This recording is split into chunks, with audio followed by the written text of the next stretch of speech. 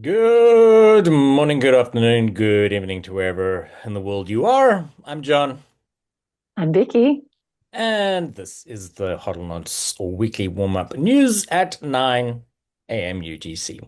That's it. Lots has been happening over the last few days, especially the last week. But let's get into some of the crypto headlines at first. Vicky, over to you.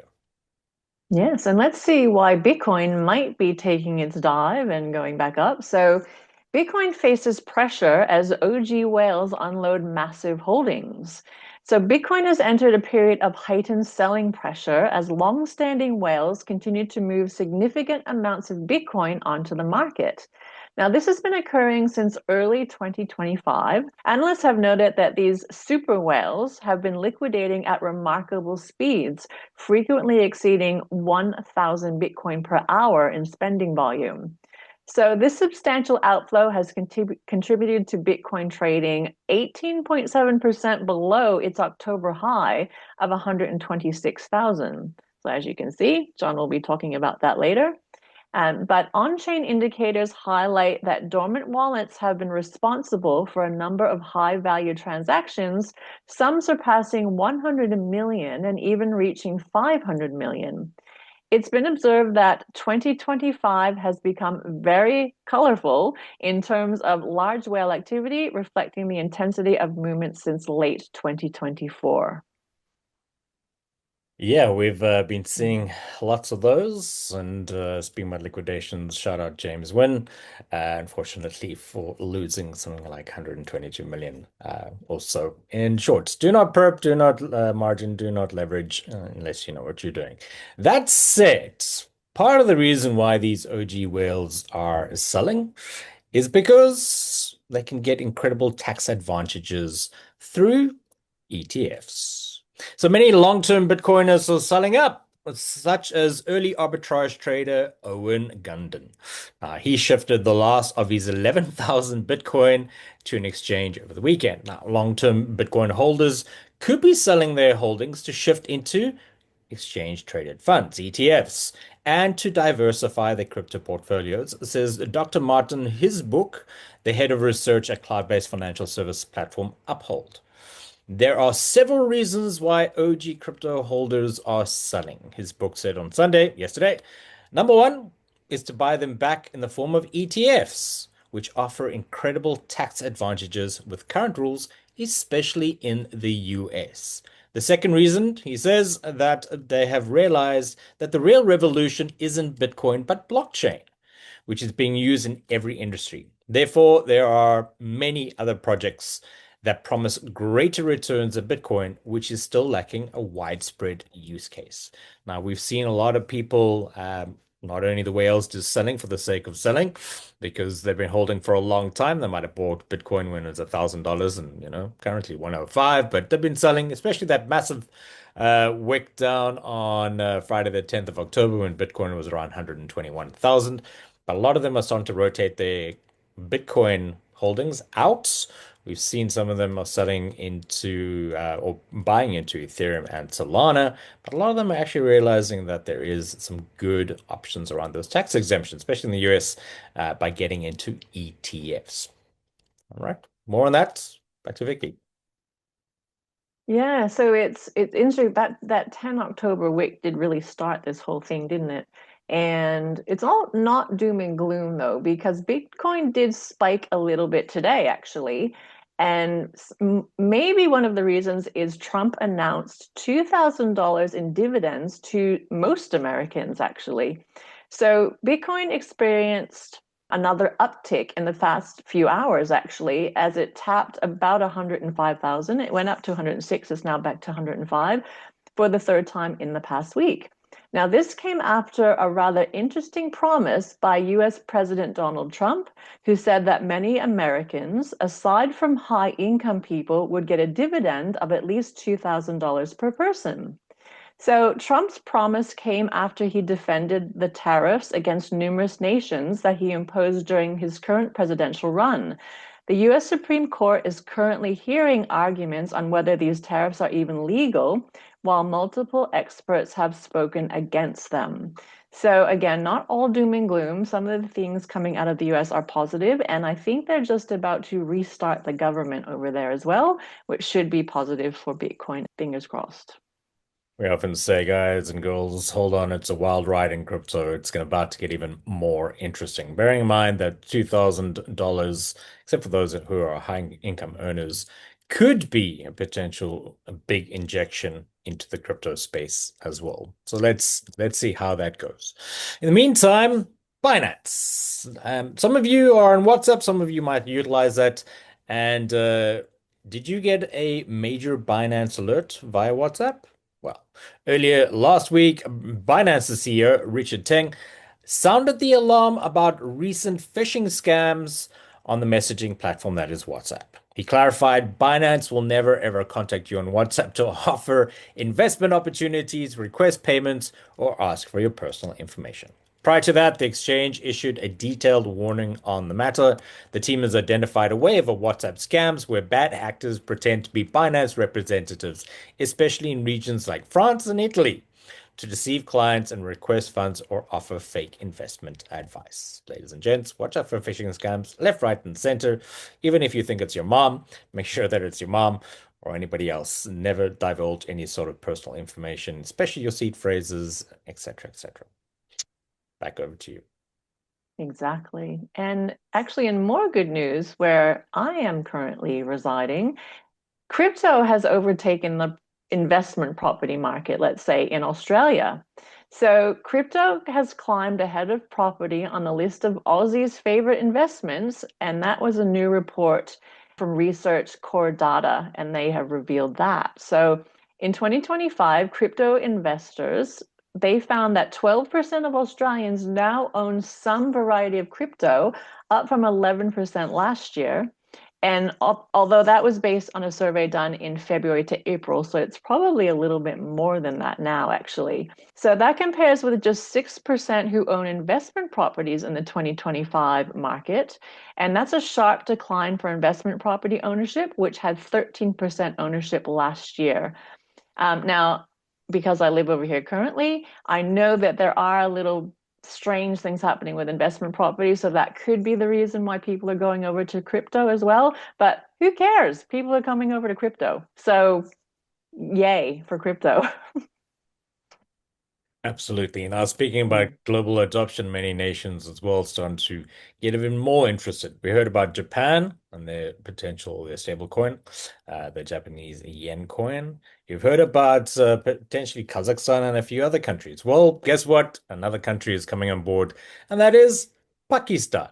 So Pakistan is mulling a rupee-backed stable coin as the country sees a potential $25 billion crypto opportunity. Now, Pakistan is considering launching this rupee-backed stablecoin as experts warn that delays in regulating digital assets could cost the country and many other countries up to $25 billion in lost economic opportunities. Now, speaking at the Development Policy Institute conference on Friday, the Pakistan Banks Association president Zafar Masood said the nation could unlock 20 to $25 billion in a potential crypto-related growth. Now, he also pointed out that the booming global stablecoin market, adding that Pakistan is seriously considering a rupee-backed stablecoin, and that a central bank digital currency, most of you might know, a CBDC, could improve financial assets or access, excuse me, while reducing remittance costs. Now, what does this mean for the people on the street? Pakistan's plan to launch its own stablecoin comes shortly after a fintech company, startup ZAR, is working to make dollar-backed stablecoins accessible to everyday users in Pakistan and in other emerging markets. Now, Pakistan has got 240 million people in their population, 240 million people, of which over 100 million adults remain unbanked, no access to banks. So, this fintech startup is aiming to bridge this financial inclusion gap through stablecoin access. So, ladies and gents, we've heard about India, we've heard about Vietnam, or in the Southeast Asia and the subcontinent.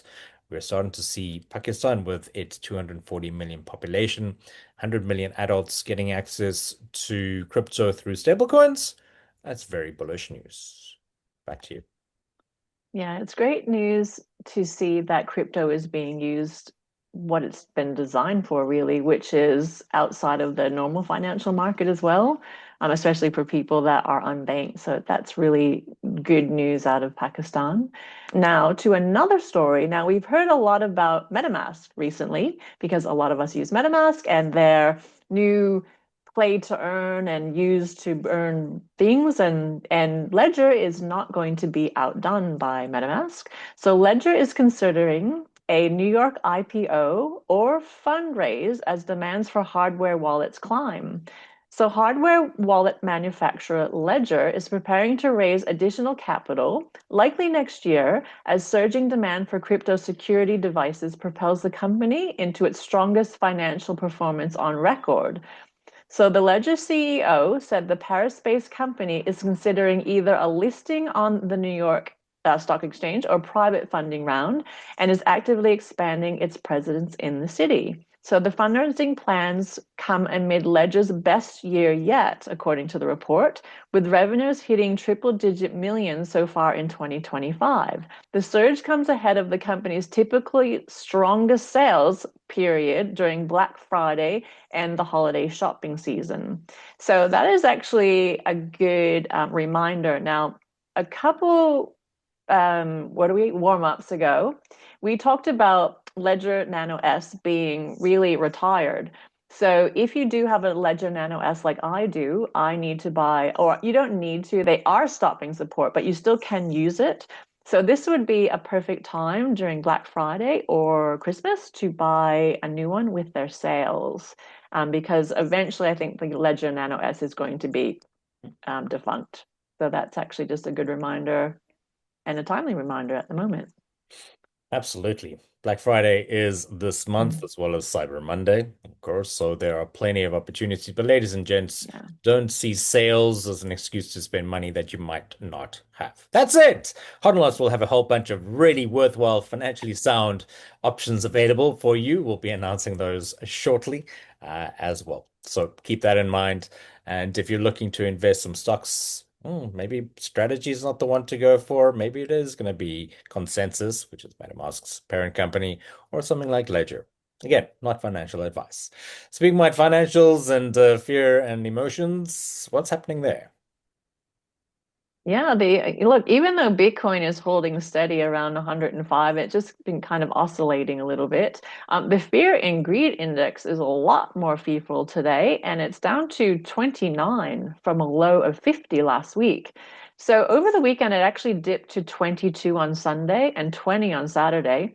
So it's actually gaining a little bit back from that part into neutral territory. So really, Govember, as we're calling it now, is going, well, it's going, but really not in the direction or the speed at which we hoped. So it's only the 10th, but we'll see if Govember holds anything better for us in the next couple of weeks. Yeah, now speaking about weeks, Mm, last week, Monday, mm. it didn't look like such a great day, and it wasn't at all. Bitcoin started dropping the day after down to about 98,000. And there've been lots of FUD, right? Fear, uncertainty, and doubt in the market. Oh no, Bitcoin's going to 59,26. There were a few other numbers thrown around, right? Now, whether you guys are holding or trading Bitcoin in the long term, that is entirely up to you. But for the meantime, the rest of us who are scalp trading and HODL fire trading, there are plenty of coins running.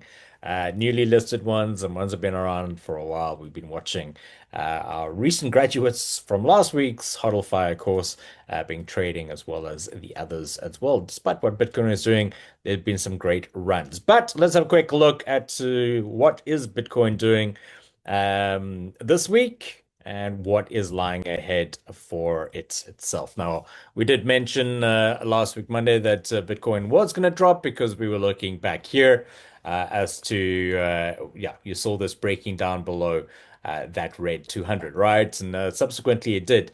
But meantime, it's hit its pretty decent support around 99. It's actually more of a band around 100,000. But despite Trump's $2,000 per person in the States injection, the stalemate that has been the government shutdown in the US seeming to come to a conclusion, and some other good bullish news, there is a little bit of recovery to do, right? Just having a look here in terms of what's up ahead. So we're looking at a little bit of resistance for Bitcoin around 107, definitely in and around that range of 110. There is news as well that there's a massive bunch of sellers sitting at around 105, 106.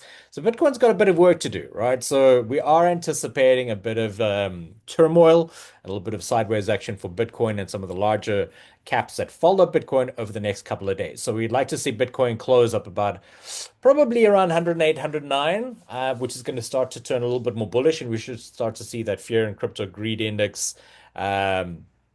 Or fear and greed crypto index, apologies, start to shift. But once it's encountering this range, it's going to be a little bit more tricky. So I'm anticipating a little bit of a rockiness over the last few or these few days over this week before things start to become a little bit more clear. But that's okay because there are plenty of opportunities, coins for scalp trading and HODL fire trading. Those of you on the call right now know what I'm talking about. But for those of you who are looking to perhaps get into Bitcoin or add more to your Bitcoin, currently low confirmed at about 98,900, followed by buy tag. This is all with the HODL fire indicator. But for most of you who know how to utilize this and trading the different time frames, got to be a little bit careful of this 200. But if you look at the bigger picture, ladies and gents, honestly, this is to show you guys all a little something quickly. Is if you go back a little bit in time and you have a quick look at Bitcoin, right? And the general trend of Bitcoin. I'll just turn this off actually for a sec. So Bitcoin's had a few times where it's come close and it seemed to, oh no, it was going to die, but it managed to bounce back, had a great run, went sideways, and actually went into an area called the death zone back here, right? And then what did it do? Came back up, did the same thing again, came back up, looking to do the same thing again. So it does mean that, this was over a period of about a month, this was about nearly 2 months that we are going to see a little bit of contest as it kind of stabilizes and comes back up. So Bitcoin's not going to reach its all-time high tomorrow. I'll put all a little bit of crypto that I have on that one. But I don't know. We're kind of hoping to see maybe an all-time high or 120, 125 for Bitcoin by the end of the year. So yeah, we'll have a look at that because bear in mind that we do have a HODLNOTS happy hour hangout this week. Vicky will touch on shortly. And the last one of the year, we are going to talk about that price that we predicted for Bitcoin back at, geez, good couple of months ago. I think it might be in March, April, May, somewhere there. That's where Bitcoin was going to be. So that should be rather interesting. So in the meantime, expect a bit of turmoil as Bitcoin kind of finds itself. But in the meantime, plenty of coins who are reacting quite positively the last few days, last week. There were some great runs. It was great to see so much green, and we had, 100% and 70s and 80s and 60s and 50s and 40s all over the place. But in the meantime, things are going to be bouncing a little bit more until we find some clear direction. So go Bitcoin, go. In the meantime, there'd be plenty else to trade. Vicky, what's happening this week? Currently muted. This week, let's start that again. This week is jam-packed. I looked at the schedule and went, oh my goodness, look at all those calls. So, as usual, after this call, the week kicks off with our self-paced course takers, busy with chapters 1, 2, 3, and they will have their call later at 12 p.m. UTC today. And then the calls continue with Wendy's normal lodge training and trading call on Tuesday. And again, it's 6 a.m. UTC going forward until daylight saving starts again. I think a few people missed it last week and the week before, but 6 a.m. UTC. And you can jump on and ask her any questions that you like. And she might do some training as always as well. And then the calls continue that day, where those who have graduated from the new HODL Fire course and are in the graduate chat, because the HODL Fire course comes with 30 days free to the graduate chat, they have a call at 12 p.m. UTC. And it is a chat call, it's not a webinar, so everyone can jump on. We all have our cameras on, we ask questions, answer questions. It's actually a really good call. And that is happening, like I said, at 12 p.m. UTC. And we just had some new graduates join the group, so it's growing by leaps and bounds now.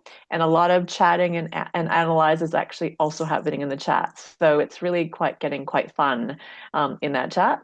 Then on Wednesday, the first of the HODL dot calls happens at 8 p.m. UTC for those who are scalping and doing the 3M challenge. And the week continues on Thursday with the normal HODL Fire indicator call. So those of you who have the HODL Fire indicator, but who have not done the course yet, you still have calls, and that is happening at 6 a.m. UTC on Thursday. So a different time. Normally they're at 12 p.m. UTC, but it is happening at 6 a.m. UTC just to try to get the other time zone in there. And that call, like I said, is for those who have the HODL Fire indicator and have not done the course yet. But obviously, the people that have done the course can also jump on those calls because they have the HODL Fire indicator. So on those calls, no training's done, but they're still really valuable because we still look at coins, still analyze them. You can jump on and ask John and I to analyze any coins you like. So that's really still very informative. And then that call will be actually immediately followed by something, and I've lost my place. Let me just The get it. HODL Hold on. dot help goal. The HODL call at 8 p.m. UTC. And then busy week, we do have a happy hour hangout this week as well on Thursday at 11 a.m. UTC. So lots happening on Thursday. Now, if you've missed anything, it's in the Certified Academy as well. The HODL Fire calls are not, but you'd actually have to have a subscription, but you'll see those in your back office at Bitcoin Trend and Forecast. Everything's on the schedule. And then the other thing that's happening this week is we have another HODL Fire course on. So this week it's on Wednesday and Friday. It's a little earlier. It's catering to the Eastern and Central hemispheres, and the time does start at 6 a.m. UTC. Like I said, both Wednesday and Friday. They're about 5 hours each day, a little bit longer, possibly. And hopefully you did see the three testimonials now that have been posted. So one in English, one in German, and one in French. So those are actually quite fun. And there is still time to purchase. So up until really almost right before the first call on 6 a.m. UTC on Wednesday, you can purchase that.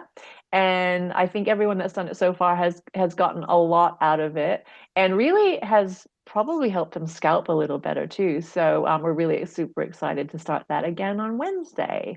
And it's busy this week in the lodge and in Bitcoin Training Podcast.